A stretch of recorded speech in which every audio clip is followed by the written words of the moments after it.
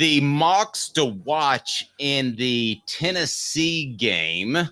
Let's start with whom? Caleb Calhoun.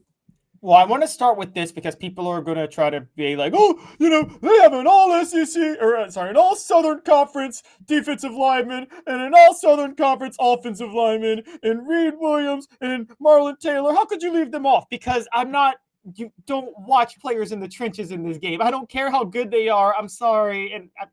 But they're in the trenches. That's where that's the one spot Tennessee's going to manhandle Chattanooga, right? So you can't expect. If Chattanooga wins this game or even makes it close, they're not going to win. But if they do anything to make this interesting, it won't be because of what they did in the trenches.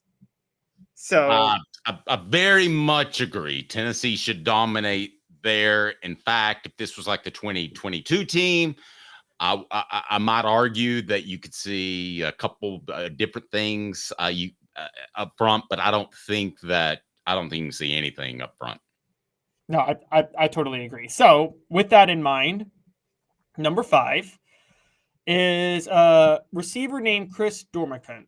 Now, Chattanooga lost their go-to receiver, Jamoy Mays, to Cincinnati, that's going to be a thing with FCS schools in the future. Their top players are going to transfer out and go to bigger schools to take a shot at a larger school. That's going to happen.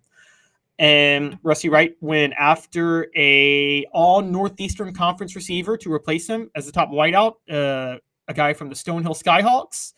And Chris Dormicant, he had 37 catches for 541 yards and 5 touchdowns last year. And look, Tennessee secondary is going to be tested. Chattanooga lost both their running backs, so they're going to throw it a lot. They're going to really test Tennessee secondary. And so they're going to have to keep an eye on their top wideout for Chattanooga.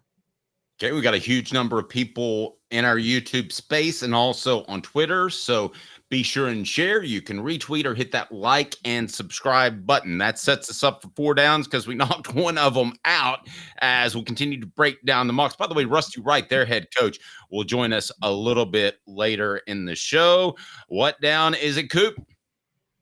Oh, my goodness. Coop here. First down. All right. Who you got, Caleb? Number 4 on your list would be first down. So Chattanooga has 3 of 4 defensive backs returning, and they picked up 4 transfers at defensive back, including 3 from FBS schools, 2 from Western Kentucky specifically. Their star back there is a safety named Jordan Walker, who had 5.5 tackles for a loss, 1.5 sacks, 3 interceptions, a forced fumble, a pass breakup in 2023, along with 73 tackles, 38 of which were solo. We know Tennessee's going to try to air it out. We know Josh Heupel is going to try to make a statement with Nico Iamaleava. Jordan Walker is the main defensive back that Tennessee has to keep an eye on. Chattanooga's a little more experienced and will be a little more solid back there this year, meaning Jordan Walker, who is a playmaker, will have more chances to make plays. Because if you know this, you covered Tennessee for a long time. A playmaking safety is at his most dangerous when the other defensive backs are doing their jobs and able to cover the receivers. Agreed. When you say star, you don't mean the term that Tennessee uses, right?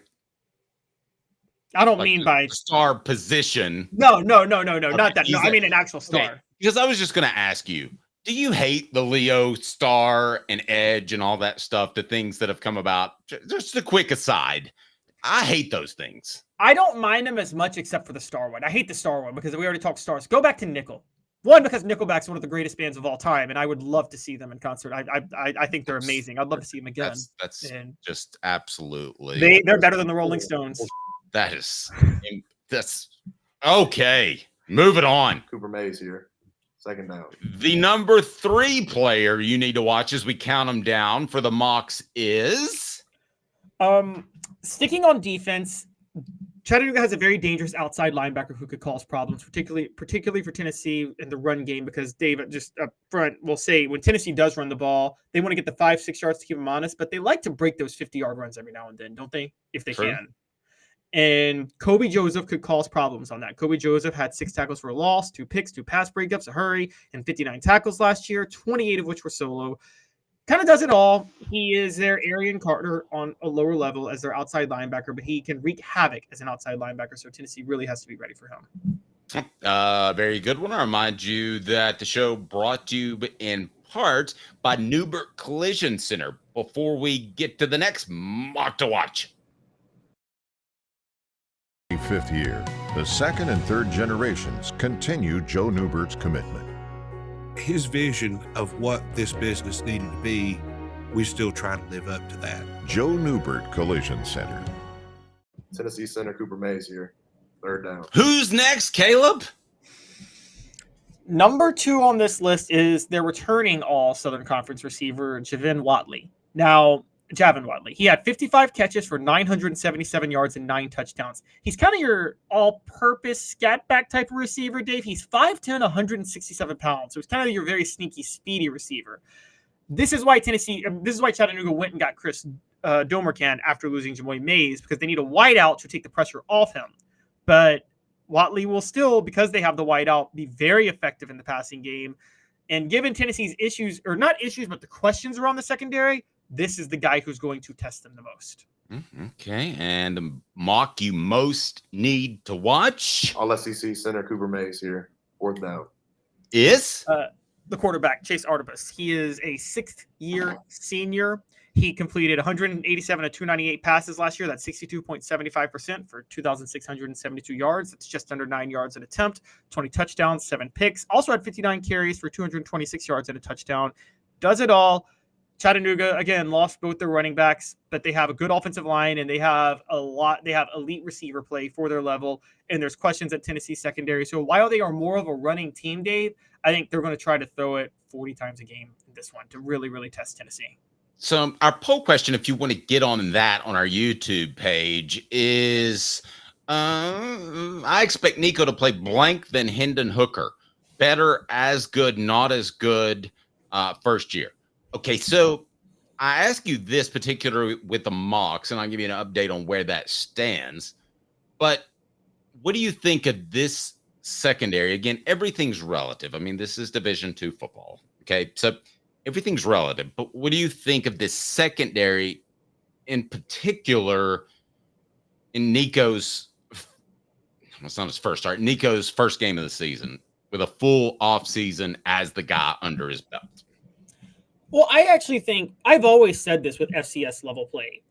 Experience, look, these are fall out of bed wins, okay? And so Tennessee's whole team could go get completely hammered the night before and be totally hungover and still win this game, I think, fairly comfortably. But I think where FCS teams can sometimes test you is at the skill positions. And that's where Chattanooga is very, very experienced. So they actually have a very experienced secondary. So for a first-year starter in Nico, who's trying to jive with his receivers, who are somewhat new in their roles this year, I think the secondary could test him. I do. I think they could test him a little bit. Now, you hope they don't look like they tested him. If Nico is everything we think he's going to be, then he doesn't need to look like he was tested. What's tested? Well, I mean, does he go out there and does he struggle? Does he complete only 50% of his passes? Does he throw a couple of interceptions? I mean, what signs do you specifically look for in that he's being tested? Yeah, I think if he throws a pick, that's his fault because of a misread. That's him being tested. I think if there's a couple of drives in the second quarter. So we all know this, and you know this, Dave. Josh Heupel scripts the first 3 drives of a game, doesn't he? I'm not aware of that. That he scripts. I think he scripts it. He scripts the first 2 to 3 drives of a game and the first 2 to 3 drives of the second half. I think that's why you see Tennessee hit lulls in the second quarter sometimes. I think if Tennessee has to punt a couple of times in the second quarter because Nico Iamaleava missed a completion, that's what I would say is that's what I'd say is being tested.